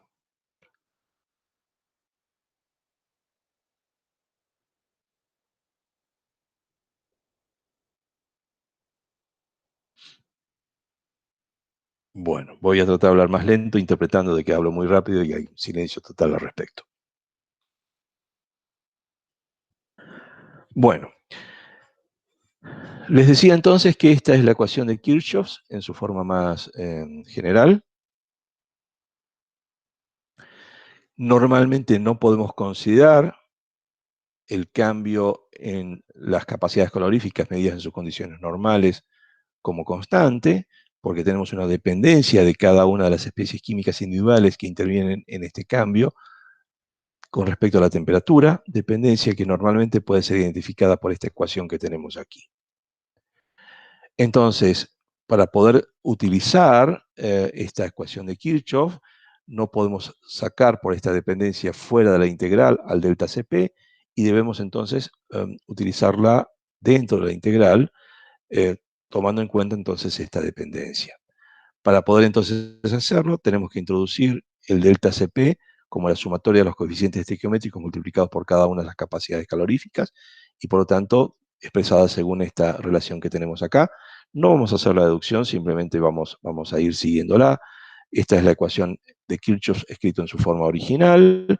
Reemplazamos entonces el delta Cp por su definición, que la tenemos entonces aquí, y reemplazamos cada uno de los Cp individuales por su expresión de funcionalidad respecto a la temperatura, lo cual lo tenemos entonces aquí, y luego lo que hacemos simplemente es distribuir las integrales y las sumatorias para cada uno de los sumandos que integran esta expresión, lo cual nos lleva entonces a expresiones en cambios en el parámetro A, cambios en el parámetro B, cambios en el parámetro C y cambios en el parámetro D, que es lo que tenemos entonces aquí, multiplicados por sus respectivas dependencias con la temperatura, T en este caso, T cuadrado en este caso, T cubo en el caso de D, y nos quedan entonces expresiones para cada uno de los parámetros, que lo podemos definir simplemente como delta de A, delta de B, delta C y delta de T, que todo resuelto finalmente nos lleva entonces, resuelta esta integral, a una expresión en donde tenemos en cuenta que las capacidades caloríficas no son independientes de la temperatura, sino que obedecen a una ecuación de este tipo, y por lo tanto, si conocemos los parámetros A, B y C para cada una de las especies químicas que intervienen en la reacción, y por lo tanto podemos establecer para los valores generales de delta A, de delta B, y delta C y delta D, a través de estas definiciones, vamos a poder entonces evaluar el cambio entálpico a cualquier temperatura, conocido el cambio entálpico de la reacción a una temperatura base, normalmente 25 grados centígrados. ¿Sí? ¿Se entiende? ¿Preguntas?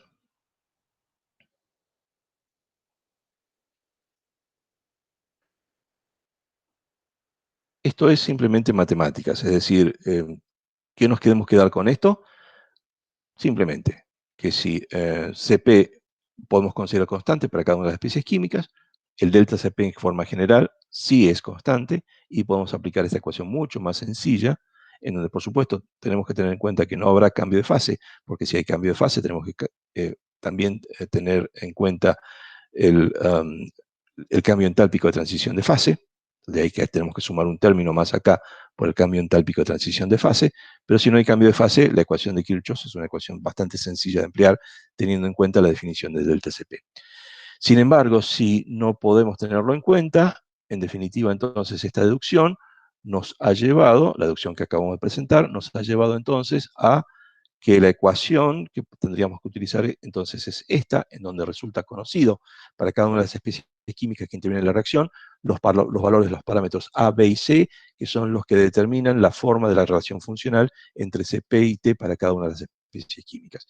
Traducido entonces esto, nos permitiría entonces calcular el cambio entálpico a cualquier temperatura diferente de la tabla de los 98, con conocimiento entonces de estos valores, que por supuesto también se encuentran tabulados, ¿no?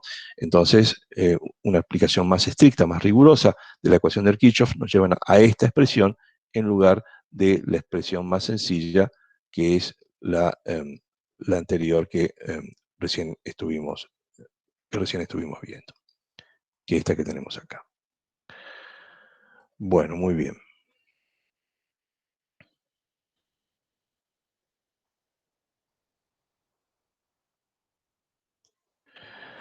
Esto es respecto entonces a entalpía.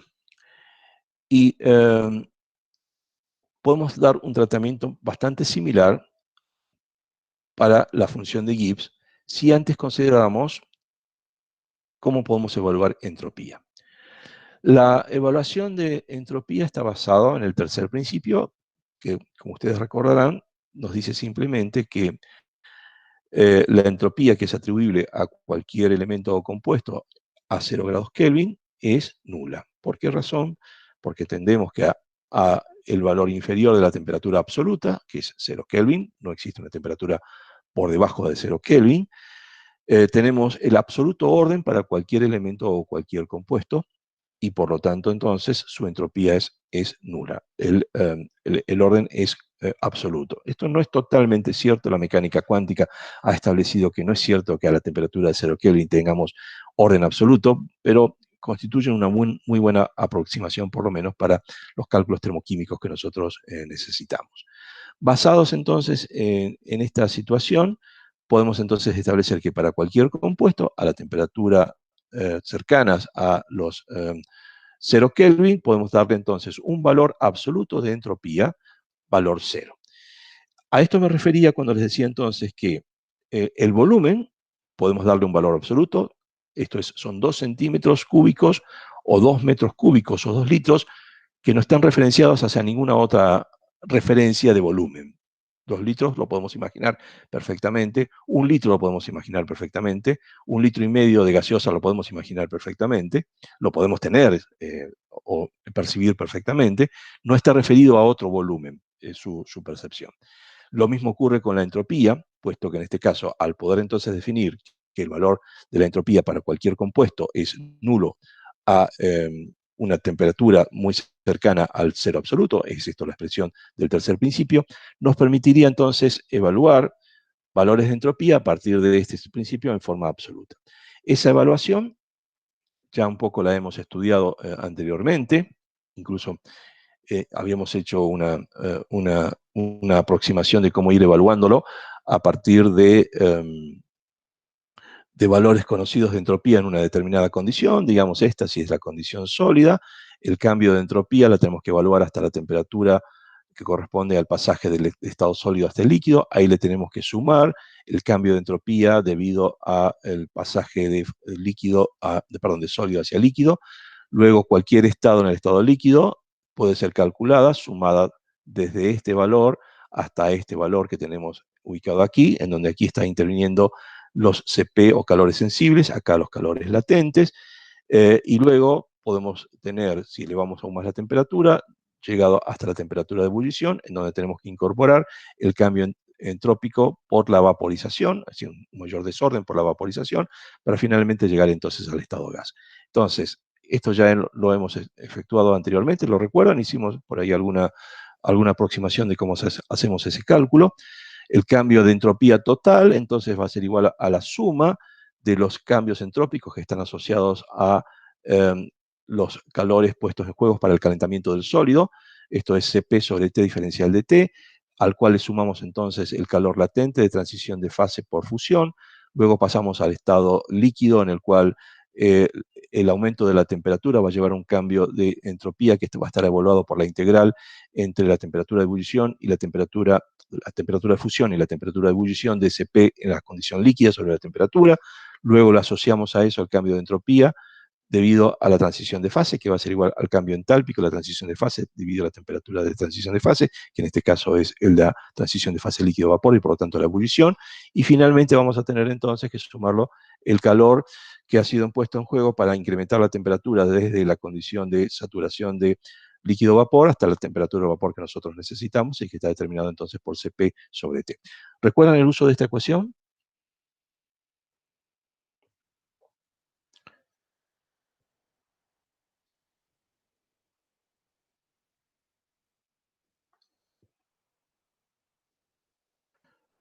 ¿La tienen presente?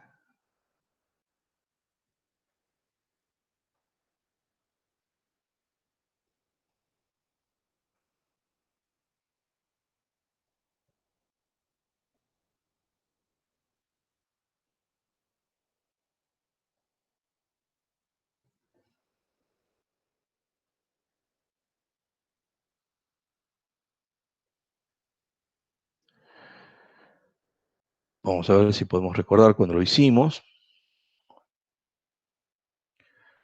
Estoy viendo chat a ver si tengo alguna respuesta. Por favor, si no atiendo un chat, alguien me puede avisar, tiene un chat, o el que hizo el chat decir, oiga, tengo escrito algo.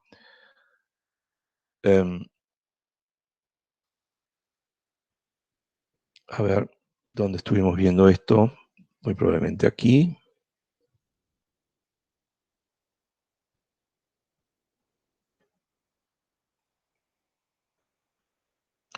Cuando estudiamos entropía,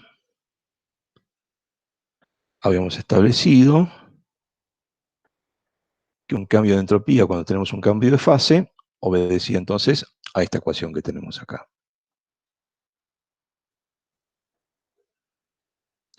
Entonces,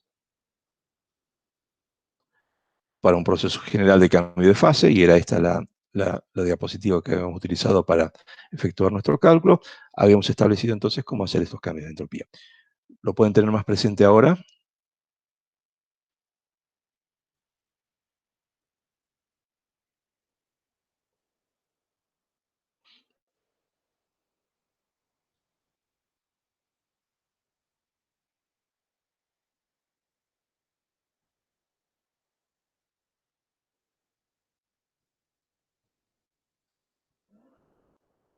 No lo recuerdan entonces.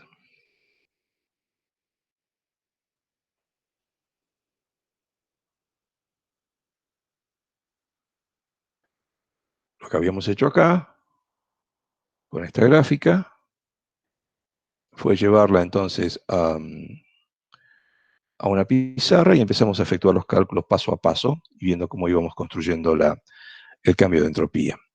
Bueno, esa misma ecuación, o ese mismo procedimiento, es el que estamos proponiendo acá, para poder evaluar el cambio de entropía por transición de fase para una especie química pura. ¿Y cuál es la ventaja entonces de haber establecido este procedimiento? La ventaja es que si podemos llegar a establecer a una temperatura de 0, un valor de 0 para la entropía, entonces el cálculo podemos iniciar en un valor muy cercano a 0, o prácticamente en 0, y podemos tener entonces entropías absolutas. De allí entonces que si podemos establecer entropías absolutas para cualquier especie química que está interviniendo en una reacción, el cambio de entropía de cualquier reacción química está definida al igual que el cambio de entalpía, el cambio de energía interna, el cambio de volumen, el cambio en el Cp, está definido de la misma manera. Es la sumatoria sobre todas las especies químicas intervinientes en la reacción de los productos de los coeficientes estequiométricos multiplicados por las entropías, ahora sí, absolutas, de cada una de las especies químicas que intervienen en la reacción, estando estas especies químicas puras y separadas, con lo cual es perfectamente aplicable este cálculo que recién establecíamos aquí. Por lo tanto, conocemos la forma de aplicar esta ecuación, en donde simplemente establecemos el cálculo desde el valor 0, porque podemos atribuir un valor 0 cuando tenemos la temperatura igual a 0 Kelvin, y podemos entonces establecer valores de entropía a cualquier otro valor de temperatura para una especie química pura y separada, que es esta condición que tenemos acá. De allí entonces que podemos evaluar el cambio de entropía a una dada temperatura, y si tenemos una temperatura diferente, simplemente tendremos que conocer también los cambios en la entropía, perdón, los cambios en la capacidad calorífica, que al dividirlos por T, nos darían entonces la forma de evaluar a cualquier otra temperatura diferente respecto a la temperatura que nosotros lo tenemos como base, que suele ser 25 grados centígrados, poder calcular entonces cuánto vale el cambio de entropía a cualquier otra temperatura. Por supuesto, si consideramos los CP constantes, la expresión entonces es mucho más sencilla, puesto que sale esta CP fuera de la integral, nos queda la integral entre T0 y T, la diferencial de T sobre T, que es simplemente una expresión logarítmica. ¿Qué nos está diciendo entonces que con esto? Que podemos calcular cambios de entropía para cualquier reacción, gracias a que podemos, a partir del tercer principio, y del segundo principio, por supuesto, y la atribución de que tenemos entropías nulas a 0 Kelvin para cualquier especie química que esté interviniendo en nuestra reacción, cuando está pura y separada, que esta es la condición de cálculo, podemos entonces contar entonces con valores de entropías absolutas y calcular cambios de entropía para cualquier reacción a una dada temperatura, por ejemplo 25 grados centígrados. Si nos interesa otra temperatura, tenemos esta expresión para poder evaluar a cualquier otra temperatura, expresión que se simplifica bastante si podemos sacar fuera de la integral el delta Cp y evaluarlo simplemente como la integral entre dos temperaturas, la temperatura base y la temperatura de base, 25 grados centígrados, y la temperatura de nuestro sistema, de la diferencial de T sobre T, que queda entonces esta expresión basada entonces en un logaritmo. Y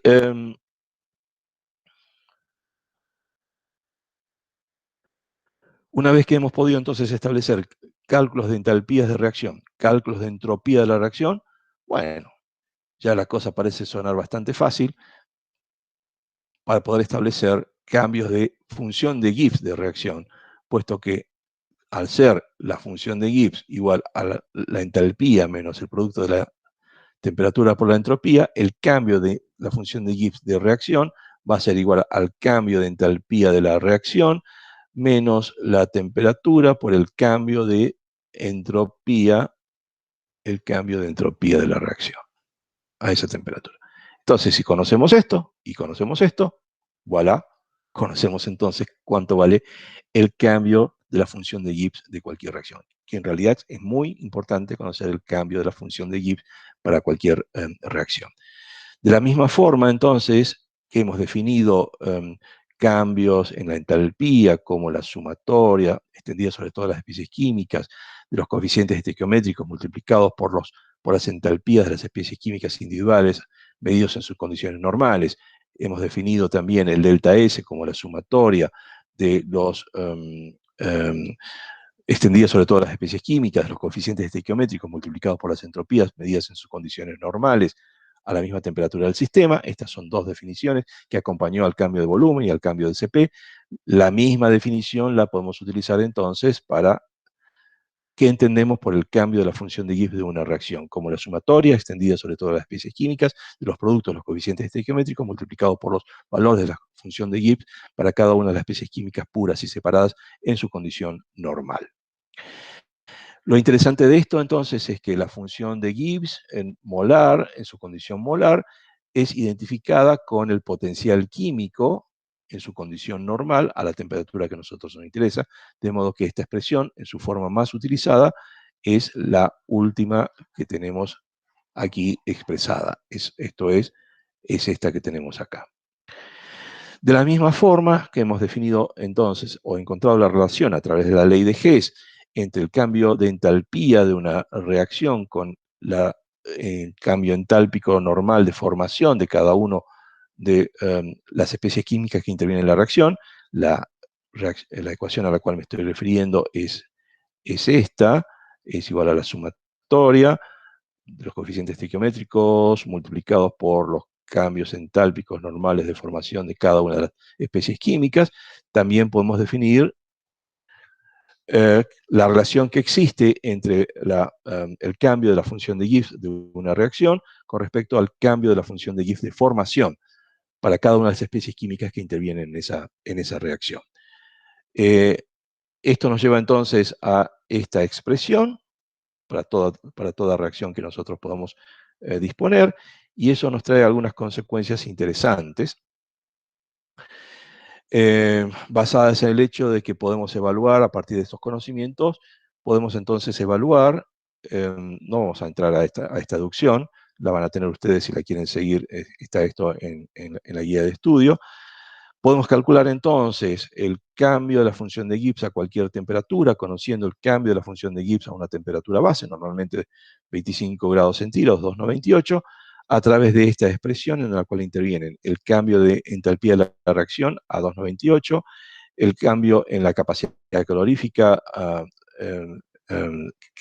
que supone conocida una expresión de funcionalidad de las capacidades caloríficas de cada una de las especies químicas que intervienen en función de la temperatura. Esta expresión, entonces, asociada a una relación entre la temperatura a la cual queremos calcular respecto a la temperatura que conocemos, que suele ser 25 grados centígrados, nos lleva entonces a una expresión que nos permitiría calcular el cambio en la función de Gibbs a cualquier temperatura, conocido el valor del cambio de la función de Gibbs de esa reacción a una temperatura base, esto es 25 grados centígrados. Estas son simplemente expresiones que nosotros podemos entonces deducir para encontrar entonces las relaciones en forma similar. Y una de las cosas más interesantes que tenemos acá es el hecho de que si podemos asociar el cambio en la función de Gibbs de cualquier reacción, la podemos asociar al valor del potencial químico o función de Gibbs molar pura y separada en la condición normal, esta expresión me refiero con esta expresión, también podemos asociar el cambio de la función de Gibbs de formación con la misma expresión. Ahora bien, si nosotros atribuimos, dado que esta es cambio de la función de Gibbs de formación, atribuimos potenciales químicos de los elementos que integran la especie química cuya formación estamos entonces evaluando, atribuimos un valor de potencial químico nulo, esto lo establece la UPAC, directamente el cambio de la función de Gibbs de formación de cualquier compuesto de especie química nos va a dar entonces el valor de la potencial químico a esa temperatura de esa especie química medido en su condición normal. Esto es presión de Dunbar, pura y separada esa especie química. Esto es sumamente importante, puesto que una expresión similar a la que hemos encontrado aquí para cálculo de la función de Gibbs a cualquier temperatura, que tenemos esta expresión que tenemos acá, la podemos aplicar entonces a el cambio en la función de Gibbs de formación, que es esta expresión que nosotros tenemos acá, y podemos entonces tener el valor del potencial químico medido en la condición normal, presión de Dunbar, pura y separada, de cualquier especie química, medido a cualquier temperatura, si conocemos el valor del potencial químico a 298. Todo esto queda traducido entonces en esta gran ecuación que está acá, que es inútil estudiarla de memoria porque es bastante larga, pero sin embargo es muy útil para poder establecer entonces potenciales químicos o funciones de Gibbs molares de especies químicas puras y separadas a una determinada temperatura, conociendo el valor de la función de Gibbs a la temperatura base, que la podemos conocer por el conocimiento de la existencia de tablas. Esas tablas, por ejemplo, es una de estas, la que tenemos acá. Esta fue extraída del Devin Físico-Química, en donde nosotros podemos observar que para una serie de sustancias, de todas maneras acá hay muy pocas sustancias, hay tablas más completas, para una serie entonces de sustancias podemos tener valores de cambios entálpicos de formación, valores de cambios de formación de la función de Gibbs, valores absolutos, molares, de entropías y valores que podemos atribuir de capacidades caloríficas a cada uno de estos valores, independientemente de su valor a temperatura, aunque aquí está basado en 298.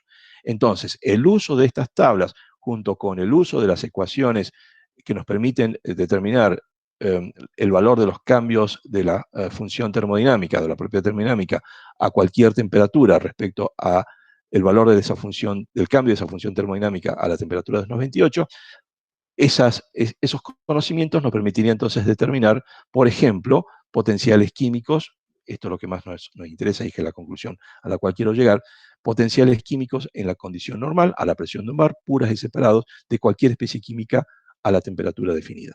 ¿Por qué me interesa llegar a esta condición? Bueno, porque más adelante vamos a utilizar este potencial químico normal, puro y separado, vamos a utilizarlo para cálculos de potenciales químicos en mezclas, y esta expresión concretamente va a ser una expresión del tipo mu sub i igual a mu sub i supra 0 o estrella más RT logaritmo de la actividad. Bueno, nos vamos a preguntar, esto vamos a poder tratar de definirlo bien. Nos vamos a preguntar, ¿y esto qué es? Bueno, esto puede ser asimilado a esto, es decir, mu sub i estrella es mu sub i supra 0, si la condición estrella es la presión de un bar y los componentes químicos están puros y separados. Y por lo tanto tenemos una forma de poder calcular entonces cuánto vale ese potencial químico de referencia. De ahí la importancia que estoy trayendo al estudiar termoquímica sobre el uso de la termoquímica para poder evaluar potenciales químicos de especies químicas puras y separadas a la presión de un bar y a la temperatura que nosotros requiramos a través de esta ecuación bastante larga que tenemos entonces aquí. Bueno, muy bien. Si se han cansado, seguramente sí están cansados de escuchar toda esta cascada de palabras. Vamos a volver nuevamente cuando podamos resolver nuestra guía. Quizás podamos hacer incluso un cuestionario de trabajo del tipo quizzes para poder entonces enfatizar sobre todos estos conceptos en la próxima clase. Con esto estamos, como les decía, terminando termodinámica. Acá se terminó termodinámica. A partir de aquí vamos a empezar a utilizar la termodinámica en el estudio de procesos físico-químicos, que es justamente nuestro interés en esta asignatura, para lo cual encontrarán ustedes que para estudiarlo necesitábamos estos conceptos de termodinámica. De estos conceptos de termodinámica resultan importantes los conceptos de termoquímica que acabamos de estudiar. Para poder estudiar estos conceptos de termoquímica tuvimos que haber antes definido y determinado su utilidad, conceptos de energía interna, conceptos de entalpía, conceptos de función de Gibbs, conceptos de capacidad calorífica. Y para poder determinar cada uno de estos conceptos tuvimos que emplear o definir los conceptos de primer principio, segundo principio, tercer principio. Un poco lo que quiero aquí es resumir entonces la razón por la cual antes de encarar el estudio de procesos físico-químicos, que es lo que realmente nos va a interesar como parte de nuestra formación en las disciplinas o las profesiones que estamos estudiando, antes de encarar entonces los procesos físico-químicos necesitábamos estos conceptos de termodinámicas que aquí entonces terminamos de presentarlos y que, bueno, nos va a llevar algún tiempo asimilarlos y vamos a encontrar efectivamente, como encontramos, como fue encontrado por este científico, que llegamos a entender algo de la termodinámica, pero nos va a resultar tan útil después que no importa que nos quedó en el tintero sin entender. Y esto es realmente cierto. Mientras podamos utilizar de modo acabado estos conceptos y entender básicamente cuál es su significado, vamos entonces a poder entender los procesos físico-químicos que a partir de aquí vamos a estudiar. Bien, tenemos preguntas, cuestiones. Es un trabalengua de ecuaciones, exactamente, José Luis. Tenemos... ese trabalenguas puede ser de alguna forma resuelto si aprendemos a leer ecuaciones. Para mí resulta muy importante que aprendamos a leer ecuaciones. ¿Qué es leer ecuaciones para mí? ¿En qué sentido lo estoy diciendo? Bueno, por ejemplo, el estar capacitados a leer qué es lo que dice, por ejemplo, a ver, vamos a hacer algo más sencillo, qué es lo que dice, por ejemplo, aquí. ¿Qué dice aquí? Bueno, para decir qué dice aquí, es importante entonces aprender a leer la ecuación. ¿Y cómo lo vamos a leer? Bueno, el cambio en la función de Gibbs en su condición normal a la temperatura de nuestro sistema es igual a la sumatoria extendida sobre todas las especies químicas que integran esa reacción o que están involucradas en esa reacción química, de los productos, de los coeficientes estequiométricos que están interviniendo esas especies químicas en la reacción, multiplicados por el cambio en la energía de Gibbs de formación de cada una de esas especies químicas, medidas en las condiciones normales, esto es presión de un bar, productos puros y separados. Todo ese trabalenguas que acabo de decir es producto de esta lectura, no me lo estoy acordando de memoria, sino estoy leyendo esta ecuación. E interpretando la simbología que está inserta en esta ecuación mediante los conceptos que han introducido esa simbología. Bueno, eso es para mí leer una ecuación, y es lo que espero que nos vayamos entrenando en esa lectura, porque esa lectura nos va a permitir entender mucho más fácilmente para qué empleamos esa ecuación, por qué nos es útil y a dónde nos conduce el empleo de esa ecuación. Bueno, así que bueno, esa es una pretensión mía de que logramos adquirir entonces esa destreza de poder leer una ecuación y entender qué son cada uno de sus términos y su utilidad, y sus limitaciones también, por supuesto, porque esas limitaciones nos van a determinar el grado de suposición que hagamos entonces en el estudio de los procesos físico-químicos que hagamos de aquí en adelante.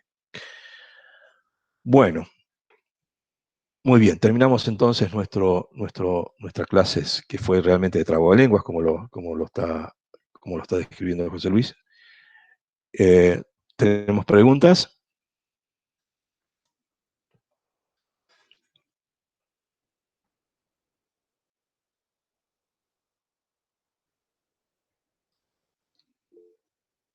A ver, tenemos algo en el chat entonces.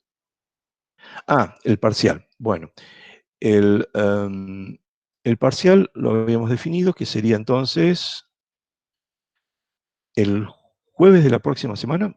¿Estoy ya en lo cierto? Fue lo que dijimos. Hoy es martes 11. Próximo jueves. Habíamos dicho martes, pero alguien preguntó si podíamos hacerlo jueves, y dijimos que sí. Quedamos entonces así. Próximo jueves. Bueno, Marcelo, el resto de los Estefanía, Santiago, Natalí, Noelia. Este tema también va a entrar porque vamos a intentar resolver el próximo jueves, perdón, hoy es martes, el próximo jueves, la práctica que corresponde a esta, así que también va a entrar este tema. Santiago dice que está bien la fecha, muy bien.